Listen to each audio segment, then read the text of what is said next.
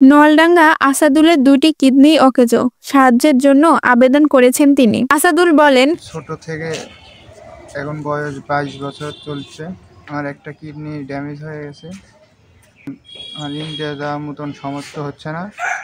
আমি আপনাদের কাছে আবেদন করলাম,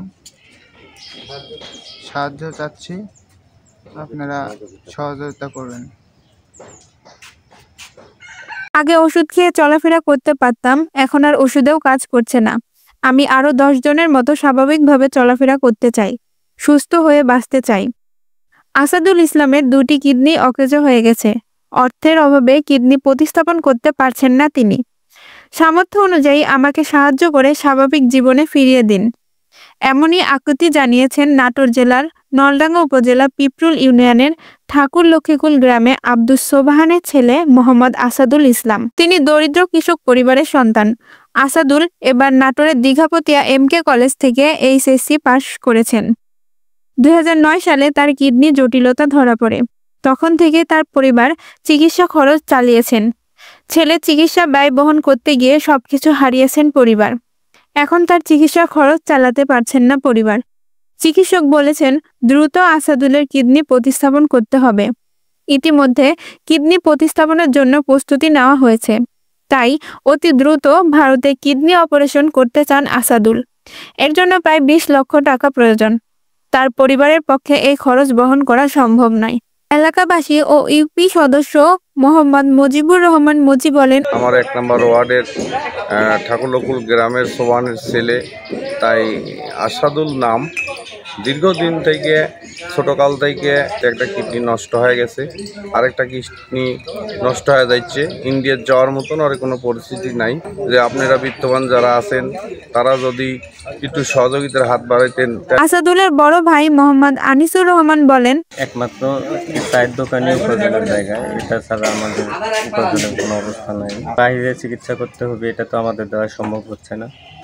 তো আপনারা যদি সাহায্য করেন তাহলে আমার ছোট ভাইটাকে সুস্থ করা সম্ভব হবে। আসাদুলের বাবা আব্দুস সোবহান বলেন, আমার একটা ছোট ছেলে, ছোট থেকে সমস্যা হচ্ছে, এক কিডনি ড্যামেজ, আরেকটা আবার ধরে গেছে। আমার কাছে যা টাকা পয়সা ছিল আমি সব শেষ করেছি। আমার কিছু পেঁচা কেনার মতো নাইও যে আমি বেঁচে কিনে আমার ছালের চিকিৎসা করি। এখন আপনারা যদি, আপনার কাছে আমি হাত বাড়াচ্ছি, আপনারা যদি আমার ছেলের চিকিৎসা করার যদি কিছু আমাকে দিতে পারে তাহলে আমার ছেলেটাকে আমি বাঁচাতে পারবো। পিপরুল ইউনিয়নের পরিষদের চেয়ারম্যান মোহাম্মদ কলিমুদ্দিন কলি বলেন, আব্দুল সোবহানের ছেলে আসাদুল, বাবাও চিকিৎসা করতে গরিব মানুষের চা বিক্রেতা। তার মানে সাংসারিক অবস্থা খুব অভাব অনটনের মধ্যে, খুব কষ্টের মধ্যে এ পর্যন্ত ছেলে সে চিকিৎসা করে আসছে। এখন তার পক্ষে মানে সংসারে 5-7 জন পোষ্য, এ সমস্ত করে চিকিৎসার ব্যয়ভার মানে বহন করা তার পক্ষে মানে খুবই দুরূহ হয়ে পড়েছে।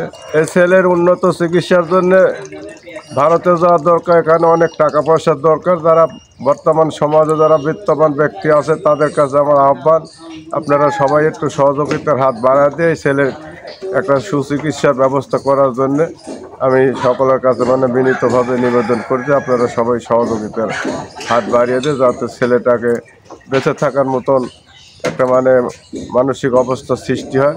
এর জন্য আমি সকলের কাছে সহযোগিতা কামনা করছি। এই মুহূর্তে 20 লক্ষ টাকা জোগাড় করা আমার দরিদ্র পরিবারের পক্ষে সম্ভব নয়। তাই সরকার ও সমাজের বিত্তবানদের প্রতি অনুরোধ, আমি বাঁচতে চাই, আমাকে সহযোগিতা করুন।